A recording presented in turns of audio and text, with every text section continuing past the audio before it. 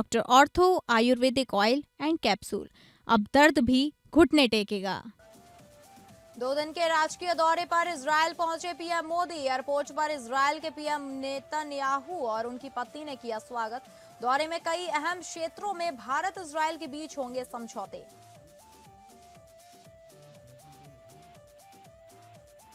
Singapore के बाद CM योगी का जापान दौरा। सीएम योगी ने मित्सुई को यूपी में बड़े निवेश का दिया न्योता। नवीनीकरणीय ऊर्जा, आईसीटी, सेमीकंडक्टर और डेटा सेंटर जैसे प्रमुख सेक्टर्स में निवेश के लिए किया आमंत्रित। सुप्रीम कोर्ट ने एनसीईआरटी की पुस्तक पर जताई आपत्ति। पुस्तक में न्यायपालिका में भ्रष्टाचार का उल्लेख। प्रधान न्यायाधीश ने स्वतः संज्ञान लिया मामला। कहा, न्यायपालिका को बदनाम नहीं करने दिया जाएगा।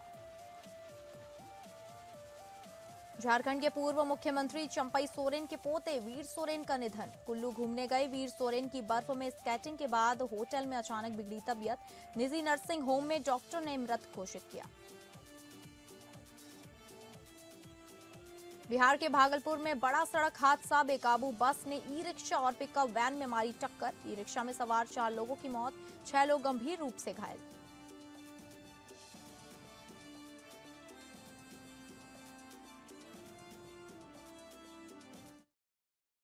नमस्कार, आप सभी का स्वागत है और मैं हूं आपके साथ अंकिता सिंह। बुलेटिन की शुरुआत करेंगे जहां प्रधानमंत्री नरेंद्र मोदी 9 साल बाद 2 दिन के राजकीय दौरे पर इजरायल पहुंचे। इजरायल की राजधानी तेल अबीब के बैन गुरियन इंटरनेशनल एयरपोर्ट पर उतरने पर इजरायल के पीएम बेंजामिन नेतन्याहू और उनकी पत्नी सारा ने स्वागत किया।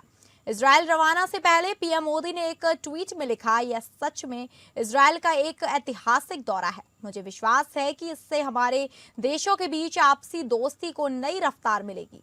पीएम मोदी की पोस्ट पर इजरायल के राष्ट्रपति आइचेक हरजोग ने जवाब देते हुए उनका स्वागत किया।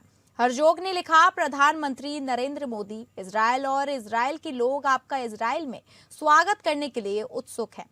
पीएम मोदी 2 दिनों की यात्रा के दौरान इजरायली प्रधानमंत्री बेंजामिन नेतन्याहू और राष्ट्रपति आइजैक हरजोग से मुलाकात करेंगे। वहीं पीएम मोदी इजरायल की संसद नेसेट को संबोधित करेंगे। यह एक खास सम्मान है जो दुनिया के कुछ ही नेताओं को हासिल होता है। यह प्रधानमंत्री मोदी का दूसरा इजरायल दौरा है। इस दौरे के दौरान पीएम मोदी और बेंजामिन नेतन्याहू भारत इजरायल के बीच हुई रणनीतिक साझेदारी में हुई अहम तरक्की की समीक्षा करेंगे। वहीं दोनों नेता विज्ञान और प्रौद्योगिकी, नवाचार, रक्षा और सुरक्षा, कृषि, जल प्रबंधन, व्यापार और अर्थव्यवस्था समेत पीपल टू पीपल सहयोग के अवसरों पर चर्चा करेंगे। दोनों नेताओं के बीच पारस्परिक हित के क्षेत्रीय और वैश्विक मुद्दों पर भी विचारों का आदान प्रदान होने की उम्मीद है।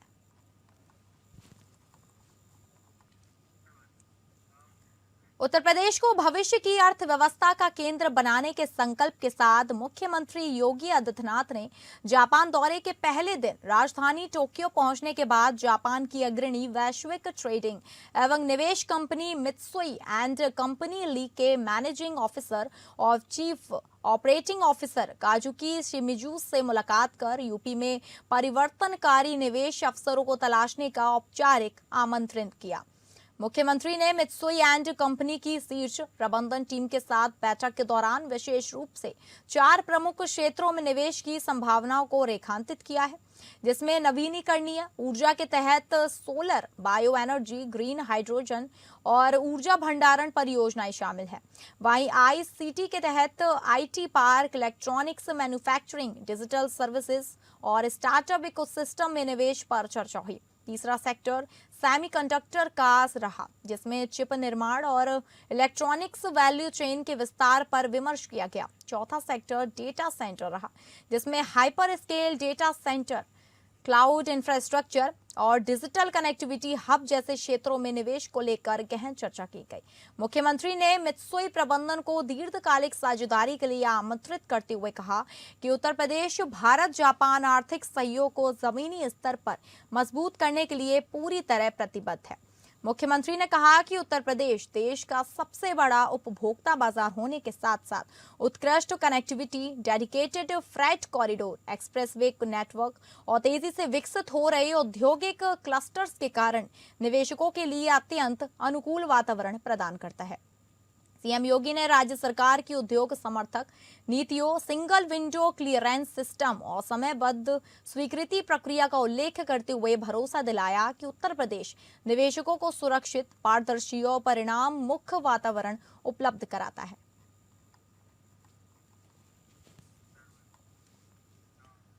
जापान में Uttar Pradesh investment road show कार्यक्रम को मुख्यमंत्री योगी आदित्यनाथ ने संबोधित किया। सीएम योगी ने कहा, उत्तर प्रदेश सूर्यवंश के राजा भगवान श्री राम की पावन जन्मस्थली है, साथ ही भगवान बुद्ध की पावन धरा है। भगवान बुद्ध से जुड़े सर्वाधिक महत्वपूर्ण स्थल उत्तर प्रदेश में ही है। उनका राज्य कपिलवस्तु उत्तर प्रदेश में है। उन्होंने प्रथम उपदेश सारनाथ में दिया था, वह उत्तर प्रदेश में है। अपना अंतिम महापरिवर्तन बाण जहां किया वो कुशीनगर उत्तर प्रदेश में है। आज उत्तर प्रदेश में स्पिरिचुअल टूरिज्म को बढ़ाने के लिए रामायण सर्किट और बौद्ध सर्किट के रूप में हमारी सरकारें आगे बढ़ रही हैं। जब भगवान राम, भगवान बुद्ध की बात होगी तो इन दोनों का संबंध सूर्यवंश की महान परंपरा से है, जो सूर्य की प्रथम किरण का इंतजार जापान वासियों को होती है। उत्तर प्रदेश में आपका निवेश इसलिए भी सुरक्षित है और आपके लिए भी सुखद अनुभूति का क्षण उपलब्ध कराता है, क्योंकि उत्तर प्रदेश में एक सुरक्षित वातावरण है, स्केल है, तो उस स्केल को स्किल में बदलने की सामर्थ्य भी है, स्टेबिलिटी है, स्पीड है। ये सभी कुछ आपको उत्तर प्रदेश के अंदर देखने को मिलेगा। यानी पर्याप्त मात्रा में यंग वर्कफोर्स इंडस्ट्री में कार्य करने के लिए वहां पर आपको उपलब्ध हो सकता है। किसी प्रकार की कोई समस्या नहीं। हर इंडस्ट्रियल पार्क के लिए 4 लेन की कनेक्टिविटी, पर्याप्त मात्रा में ऊर्जा की आपूर्ति उत्तर प्रदेश के अंदर आज के दिन पर उपलब्ध करवाई जा रही है। सुप्रीम कोर्ट ने बुधवार को एनसीईआरटी द्वारा प्रकाशित कक्षा 8 की नई सामाजिक विज्ञान पाठ्य पुस्तक के कुछ अंशों पर कड़ी आपत्ति जताई, जिसमें न्यायपालिका में भ्रष्टाचार का उल्लेख है। प्रधान न्यायाधीश सूर्यकांत ने कहा कि अदालत ने इस मामले को स्वतः संज्ञान में लिया है। बार और बेंच सभी परेशान है, सभी उच्च न्यायालय के न्यायाधीश परेशान हैं। मैं इस मामले को स्वतः संज्ञान में लूंगा। मैं किसी को भी इस संस्था को बदनाम नहीं करने दूंगा। कानून अपना काम करेगा। सीजेआई सूर्यकांत ने कहा, न्यायमूर्ति जयमाल्या बागची ने इसे संविधान की मूल संरचना पर हमला बताया। यह पुस्तक मूल संरचना के खिलाफ जाती है। न्यायाधीश ने कहा, सीजेआई सूर्यकांत और न्यायमूर्ति जयमाल्या बागची की बेंच ने कहा कि पुस्तक में न्यायपालिका में भ्रष्टाचार पर एक खंड है, जो हमारे समाज में न्यायपालिका की भूमिका पर एक अध्याय का हिस्सा है। अध्याय में न्यायपालिका के सामने आने वाली चुनौतियों के रूप में न्यायपालिका के विभिन्न स्तरों पर भ्रष्टाचार और जजों की अपर्याप्त संख्या, जटिल कानूनी प्रक्रियाएं और खराब बुनियादी ढांचे के कारण मामलों का भारी बैकलॉग का उल्लेख है। वरिष्ठ अधिवक्ता कपिल सिब्बल ने अदालत को इस बारे में सूचित किया। एनसीईआरटी कक्षा 8 के छात्रों को न्यायिक भ्रष्टाचार के बारे में पढ़ रहा है। यह एक गंभीर चिंता का विषय है। हम यहाँ बार के लिए हैं, उन्होंने कहा। सीजेआई सूर्यकांत ने तब खुलासा किया कि संज्ञान लिया गया है। संस्था के प्रमुख के रूप में मैंने अपना कर्तव्य निभाया है और मैंने संज्ञान लिया है। यह एक गणना की गई चाल लगती है, मैं ज्यादा नहीं कहूंगा।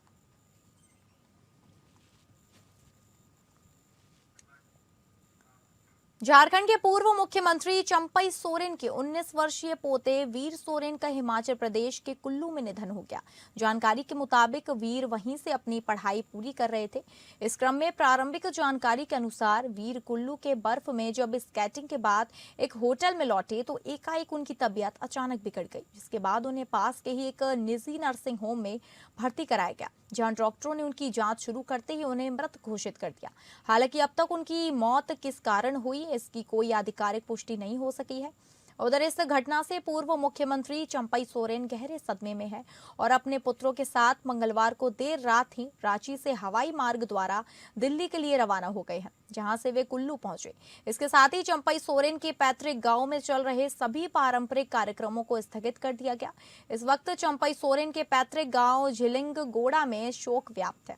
बता दें, वीर सोरेन चंपई सोरेन के बेटे बाबूलाल सोरेन के बेटे हैं। बाबूलाल सोरेन पिछले वर्ष जमशेदपुर से विधानसभा उपचुनाव में भाजपा उम्मीदवार के तौर पर खड़े हुए थे।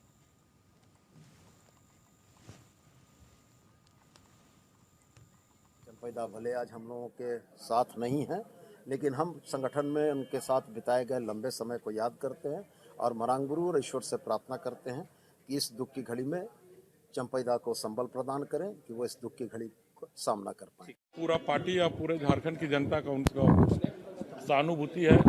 ईश्वर उनको इस दुख की घड़ी में साहस दे। झारखंड में निकाय चुनाव को लेकर वोटिंग पूरी होने के बाद से विधानसभा में बजट सत्र के बीच पक्ष विपक्ष के बीच सियासी पारा गरमाया हुआ है।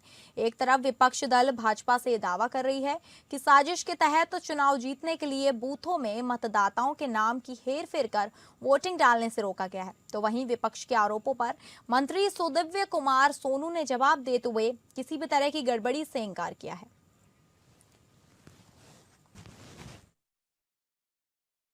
देखिए, लोकतंत्र की खूबसूरती होती है कि मतदाता अपने मत का प्रयोग करे और इस तरह का भाषा का उपयोग करना मुझे लगता है अपने आप में लोकतंत्र का गला घोटने जैसा है। लोग मतदान करते हैं और अभी उनको धैर्य रखना चाहिए। 27 तारीख को काउंटिंग स्टार्ट होगा। इतना ही अगर निर्भीक थे तो सिंबल क्यों हटा दिया? दुनिया के विकसित देश जो तकनीक में हम लोगों से वर्षों आगे हैं, चाहे वो यूएस हो, चाहे वो फ्रांस हो, वहाँ पर आज भी देश की सरकारें बैलेट पेपर के माध्यम से चुनी जाती हैं। झारखंड की सरकार ने निकाय चुनाव में बैलेट के प्रयोग की अनुमति प्रदान की। भारतीय जनता पार्टी के लोगों को उस बैलेट के चुनाव में बूथों पर धांधली और बूथ कब्जे की शिकायत के अंदेशे मिले। बोकारो पुलिस का अमानवीय चेहरा सामने आया है। पूर्व पार्षद रमाशंकर सिंह की पुलिस में बेरहम तरीके से पिटाई कर दी गई, जिस कारण वह बिना सहारे के चल नहीं पा रहे थे। थाने में मिल गए उनके एक समर्थक को भी पुलिस ने दौड़ा कर पीटा। 23 फरवरी को मतदान के दिन चास थाना क्षेत्र के वार्ड 32 के मतदान केंद्र में मतदान के दौरान गलत तरीके से वोटिंग करने का पार्षद प्रत्याशी रेखा देवी के पति पूर्व पार्षद राम शंकर ने विरोध किया। इस दौरान पुलिस से नोकझोंक हुई। इस नोकझोंक में एसडीपीओ चास प्रवीण कुमार सिंह घायल हुए थे। उनके घायल होने के बाद पुलिस ने पूर्व पार्षद रमाशंकर सिंह को हिरासत में लिया और हिरासत में रमाशंकर की बर्बरता पूर्वक पिटाई कर दी। रमाशंकर को न्यायालय में पेश किया गया तो वह खुद चलने में असमर्थ नजर आए। इस बर्बरता का वीडियो सामने आने के बाद बोकारो की कांग्रेस विधायक श्वेता सिंह ने पुलिस प्रशासन की कार्यशैली पर कार्रवाई उठाई और कहा कि एक जनसेवक को इस तरह पिटाई करना निंदनीय है। इस मामले को विधानसभा में उठाने का काम करेंगे। उन्होंने कहा, कुछ दिन पूर्व एक अपराधी को पुलिस ने गिरफ्तार किया और दामाद की तरह जनता के सामने पेश किया और एक जनसेवक जिसने 10 साल तक अपने वार्ड की सेवा की, उसके साथ अपराधियों जैसा सलूक किया गया। घटना हुई, उसकी मैं निंदा करती हूं। जांच कर दोषी पर कार्रवाई होनी चाहिए, लेकिन इस तरह की पिटाई कहीं से भी मानवता के लिए ठीक नहीं है। वहीं घटना के दिन थाने में मिलने गए सरदार कॉलोनी निवासी सोनू कुमार को पुलिस ने दौड़ा कर पीटने का काम किया। उनके शरीर में कई जगह जख्म के निशान हैं। सोनू का कहना है कि जब मैं उनसे मिलने गया तो पुलिस ने मुझे दौड़ा कर पीटा। वहीं पार्षद की उम्मीदवार रेखा देवी ने कहा कि आज जब न्यायालय में उन्हें देखा तो लगा कि उनके साथ बहुत गलत हुआ। वह खुद से चल नहीं पा रहे, सहारा लेकर उन्हें जेल भेजा जा रहा है। वहीं विरोध सिर्फ वोटिंग में हो रहे गलत काम का हो रहा था, लेकिन पुलिस में एक तरफा कार्रवाई की। मुझे भी पीटने का काम किया गया, उसी का मेरे पति ने विरोध किया था। पूरा चोटाही कर दिया गया उनको। उन लोग जो गलती किया उनको सजा नहीं मिला, जो गलती नहीं किया उनको सजा क्यों नहीं मिला? वही रामा भैया को जब वो लोग उठा के ले गया ना तो हम मिलने गए, तो हम बोले रामा भैया से मिलने दीजिए सिर्फ, तो वही मिलने के लिए बोले तो दौड़ा के मारने लगा। कौन मारा? वही थाना वाला, चास थाना। जो भी वाद विवाद हुआ, बात मैं मानती हूँ कि चीजें गलत हुई, वहाँ पे बहुत सारा माहौल खराब हो गया। लेकिन जिस तरीके से रामाशंकर जी जो वहाँ के जन सेवक रहे, 10 साल तक वहाँ के लोगों को सेवा किया है, आज उनका वीडियो मेरे पास आया है। वीडियो उसको आप लोग देखिए, कितनी बुरी तरीके से उनको मारा गया है। वो आदमी चल नहीं पा रहा है। चतरा में क्रैश हुए रेड बर्ड के BE C-90 विमान में ना तो कॉकपिट वॉइस रिकॉर्डर यानी CVR था और ना ही फ्लाइट डेटा रिकॉर्डर। नियमों के अनुसार कम वजन वाले इस विमान में इन उपकरणों की अनिवार्यता नहीं थी। झारखंड के चतरा जिले में समरिया के कासियातू जंगल में सोमवार यानी 23 फरवरी को एक एयर एम्बुलेंस रांची से दिल्ली जा रहा विमान दुर्घटनाग्रस्त हो गया, जिसमें सवार सभी 7 लोगों की मौत हो गई। मामले से जुड़े अधिकारियों ने बताया कि संबंधित एयर एम्बुलेंस में ब्लैक बॉक्स नहीं था, जिससे हादसे के वास्तविक कारणों की जांच में तकनीकी चुनौतियां आ सकती हैं। विशेषज्ञों का कहना है कि अब एयर ट्रैफिक कंट्रोल से हुई बातचीत के रिकॉर्ड, दुर्घटना स्थल से मिले मलबे का वैज्ञानिक विश्लेषण तथा प्रत्यक्षदर्शियों के बयान के आधार पर ही दुर्घटना के कारणों की पड़ताल की जाएगी। जांच एजेंसियां सभी पहलुओं पर गंभीरता से जांच में जुटी हैं, ताकि यह स्पष्ट हो सके कि हादसा तकनीकी खराबी, मौसम की प्रतिकूलता या किसी अन्य कारण से हुआ।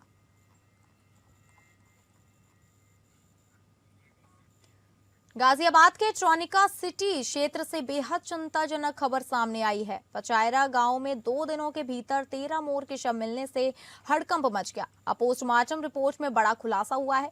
ट्रॉनिका सिटी थाना क्षेत्र के पचायरा गांव में मिले 10 मोरों के शवों की पोस्टमार्टम रिपोर्ट में जहर की पुष्टि हुई है। रिपोर्ट के मुताबिक कीटनाशक युक्त दाना खाने से मोरों की मौत हुई। घटना के बाद वन विभाग ने सभी शवों का पोस्टमार्टम के लिए भेजा था, जहां जांच में स्पष्ट हुआ कि जहरीले पदार्थ के सेवन से उनकी जान गई।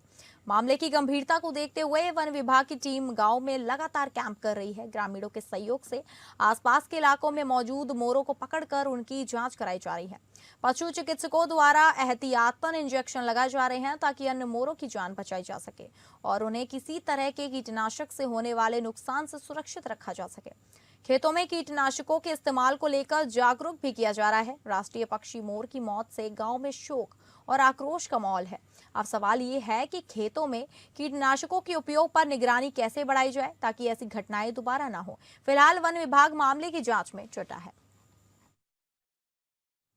भागलपुर में राष्ट्रीय राजमार्ग 31 पर काल बनकर एक बस ने तेज रफ्तार में 4 लोगों की जिंदगियां ले ली। तेज रफ्तार बस ने ई रिक्शा और पिकअप वैन में टक्कर मारी, जिससे ई रिक्शा के परखच्चे उड़ गए। वहीं ई रिक्शा में सवार 4 लोगों की भी मौत हो गई। मृतक में एक बच्चा भी शामिल है। बताया जा रहा है कि बस भागलपुर से सहरसा की ओर जा रही थी। वहीं ई रिक्शा पर सवार लोग नारायणपुर से इलाज करवा कर आ रहे थे। इस बीच झंडापुर थाना क्षेत्र अंतर्गत दयालपुर में NH 31 पर तेज रफ्तार में बस ने पहले सामने से आ रही ई रिक्शा और फिर पिकअप वैन में टक्कर मारी, जिसके बाद मौके पर ही 4 लोगों की मौत हो गई। वहीं 6 लोग घायल हो गए, जिसमें से 5 लोगों की स्थिति गंभीर बनी हुई है। घटना के बाद घटनास्थल पर चीख पुकार और अफरा तफरी मच गई। घायलों को जवाहरलाल नेहरू मेडिकल कॉलेज अस्पताल में भर्ती कराया गया है। वहां प्रभारी अधीक्षक घायलों का समुचित इलाज करवा रहे हैं। इधर भागलपुर के जिलाधिकारी डॉक्टर नवाल किशोर चौधरी और नवगछिया की SP प्रेरणा कुमार समेत कई अधिकारी दयालपुर में NH 31 पर घटनास्थल पर पहुंचे। वहां घटना का जायजा लिया और वाहनों को सड़क पर से हटवाकर जाम क्लियर करवाया।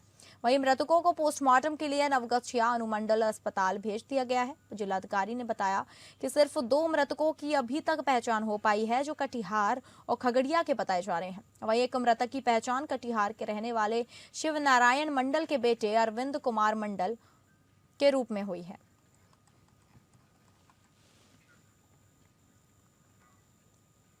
रुद्रपुर शहर के अटुरिया क्षेत्र स्थित अटुरिया मंदिर परिसर में नमाज पढ़ने को लेकर विवाद का मामला सामने आया है। घटना का एक वीडियो सोशल मीडिया पर वायरल होने के बाद मामले ने तूल पकड़ लिया है।